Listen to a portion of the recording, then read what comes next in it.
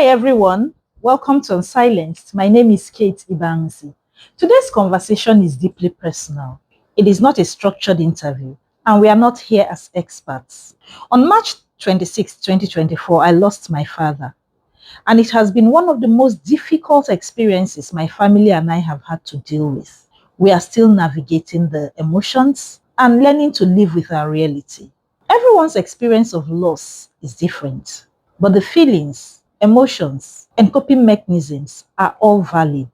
Today, we are here to deal with the topic of grief, loss, and finding your way forward. We are just two women who have experienced loss in different ways, and we are going to be sharing our stories. We are going to be talking about our experiences. We may not have all the answers, but we sure do have experiences that you will draw from. So, once again, I want to welcome you and to welcome my guest who is also joining me in this conversation. Today, I have as my guest a dear friend of about 30 years, if I am not mistaken. We met first time in 1994, sometime around that time, and that's about 32 years ago. Her name is Ijoma Okeke. She happens to share the same middle name with me. We call her IJ. IJ manages a business of her own, a hostel in Anambra State. I'm going to allow her to talk more about this. But one thing I want you to understand today is this conversation is going to just be two women sharing their experiences and their journeys and how they are managing to cope.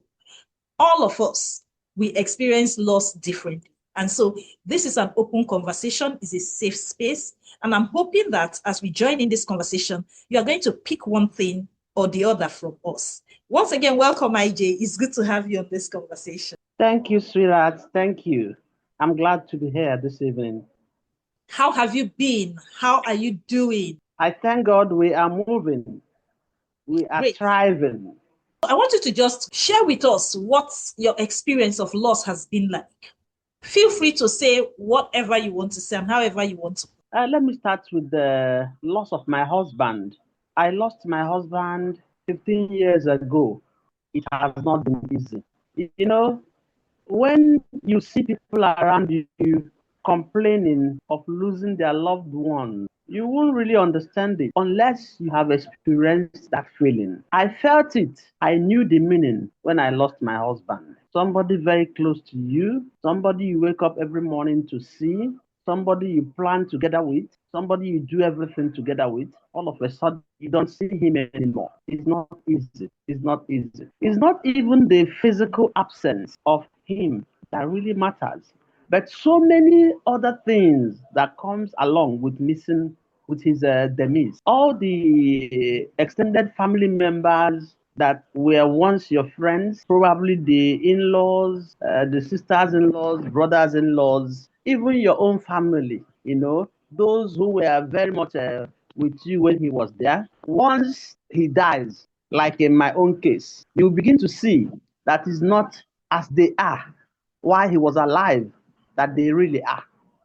Every person will bring out their true color, will bring out their real character.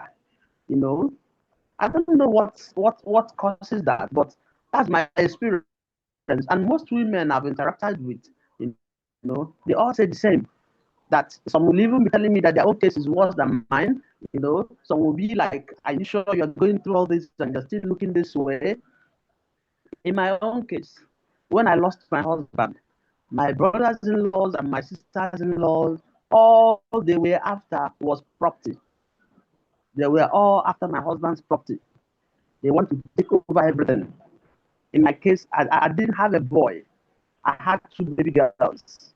So all they wanted was to take away whatever my husband left behind and have it as theirs and be giving myself and the children whatever they feel is enough for us. So having experienced that, it wasn't easy because these are people I dine with.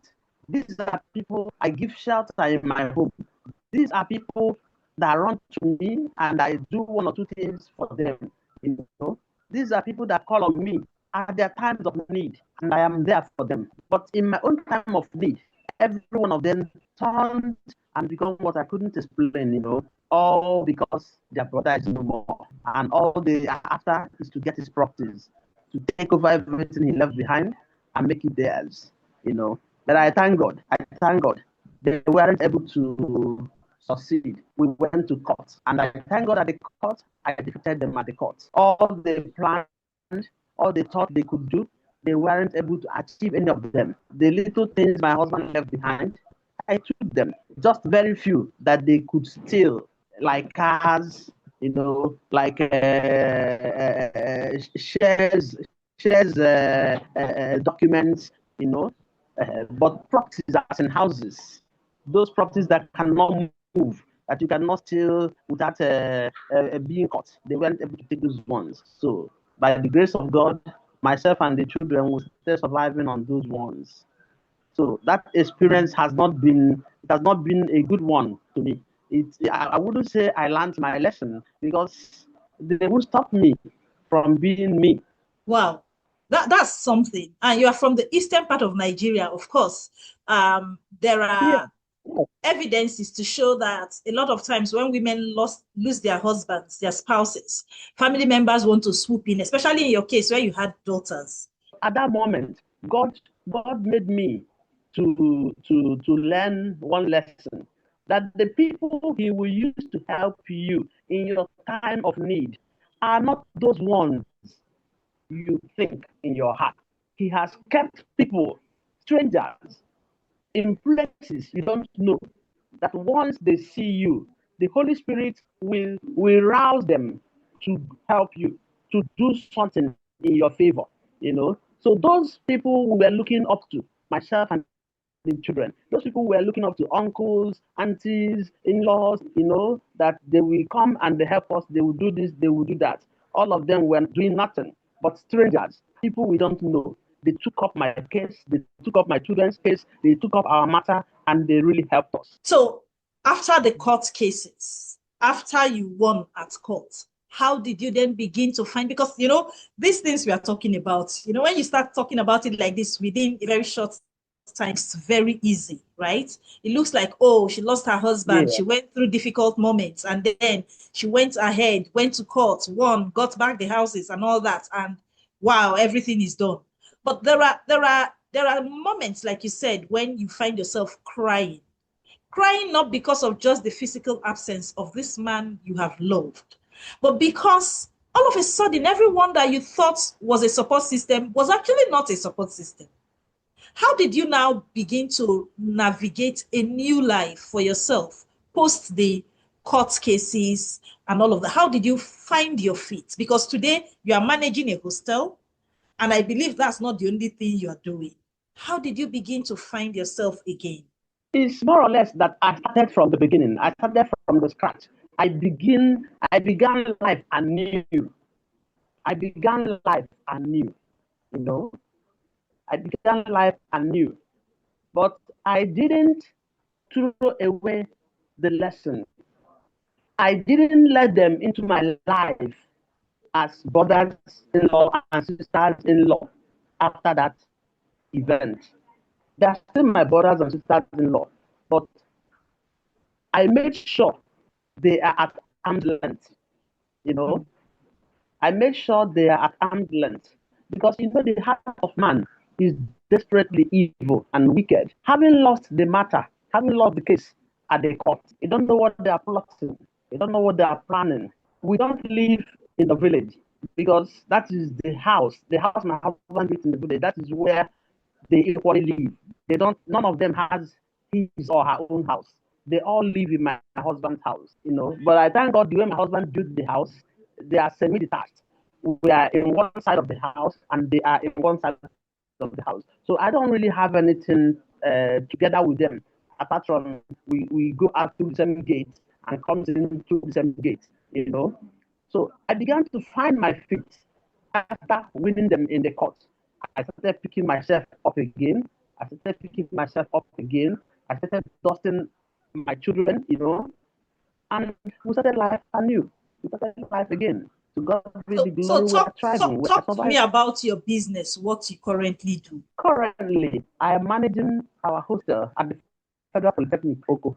Okay. We have a hostel there where students live, and I am the manager. You know, if I hadn't won them at the court, my brothers and sisters-in-law, they had intended to give the hostel to a lawyer who will be remitting money to them every year and be taking his percentage. But after having won them in the court, I told the lawyer, I don't need your services. Hostel by What's the myself, capacity? and What's the to God be capacity the of your glory. hostel? It's a 53 room self-contained. Wow. It's a 53 room self-contained. Yes. That's so good to hear. I will just speak a little about my own loss. My dad's passing was the closest to death I've ever been all my 50 plus life. And there is no day that has passed in these 2 years that we have not had to talk about it. So you can imagine we're already grown, right? We're adult men and women before he passed. And yet we feel the way we feel. So how have your children been able to cope this past 15 years without their father? It has not been easy. With the glory, He has strengthened me by the Holy Spirit to be both father and mother to them.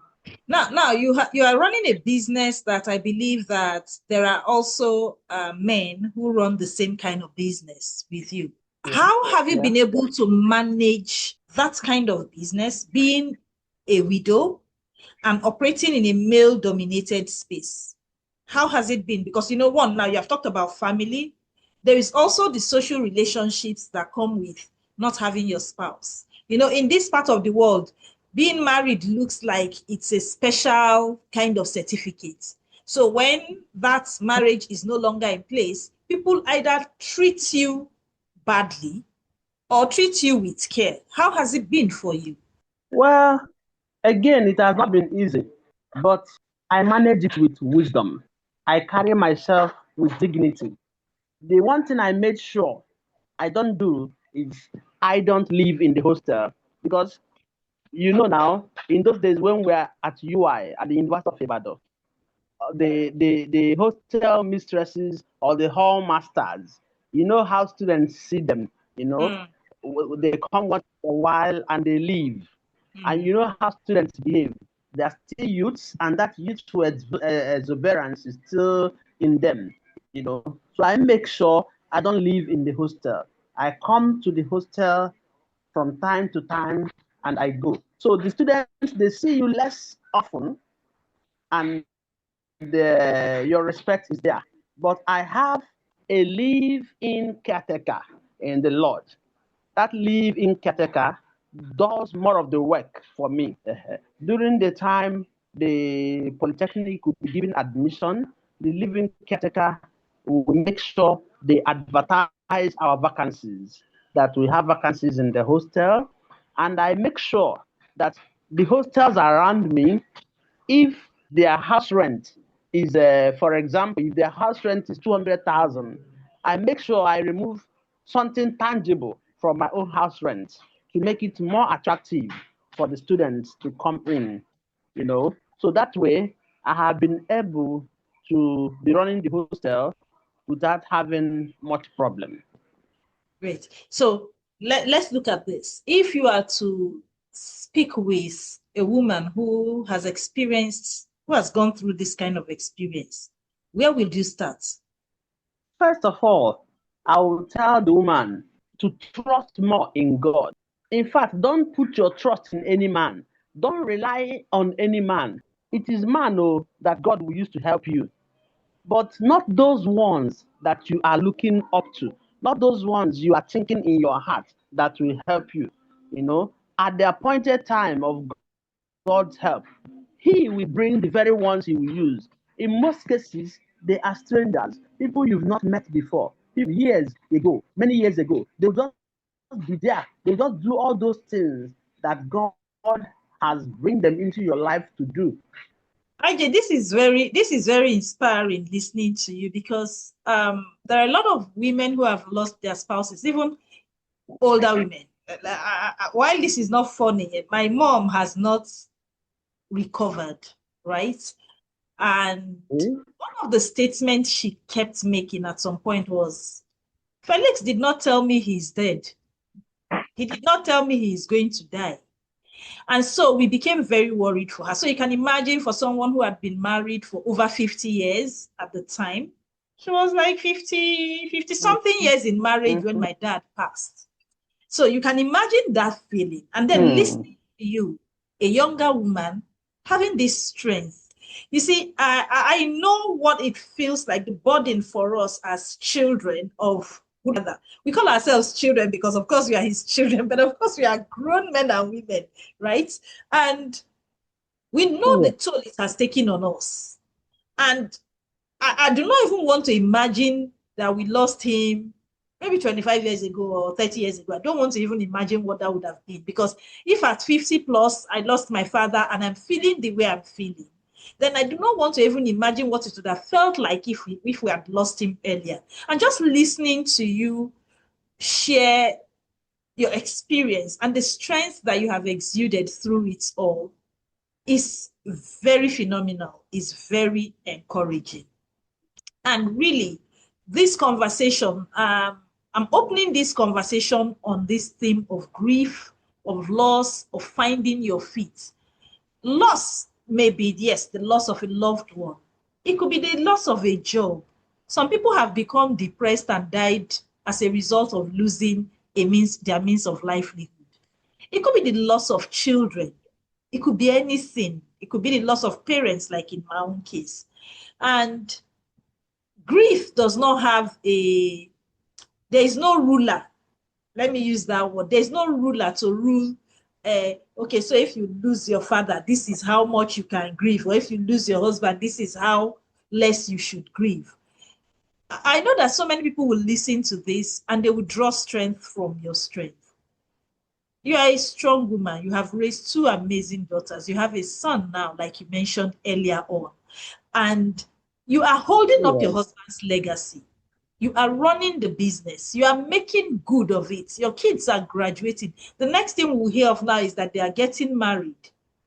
And all of this is coming Yes. simply because you made a decision to be strong, to be healthy, and to be alive. Everyone who is listening to us this on this podcast, what we have said here this evening is, first of all, make a decision to be alive, make a decision to be healthy, make a decision to be present. How you navigate grief is different. It comes in different shades and colors, just the way we are all different. That's the way our capacity to navigate any form of loss is. But there is something that ties it all together. Your tenacity, that determination to stay strong through it, that no matter what happens, you are not broken. It doesn't take away who you are. It doesn't take away the hope and the strength that you give. Because the moment you begin to give into grief, you find out that your ability to cope begins to diminish. Your ability to be productive begins to reduce. And then you become a burden on yourself and the people around you. Thank you, IJ, for showing up so honestly. Conversations like this remind us that grief may look different for each of us, but none of us are alone in it. If you're listening and navigating loss in any form, we see you. And we hope this reminds you that healing in its own time and way is possible. This has been Unsilenced, Voices That Matter. Thank you for joining us.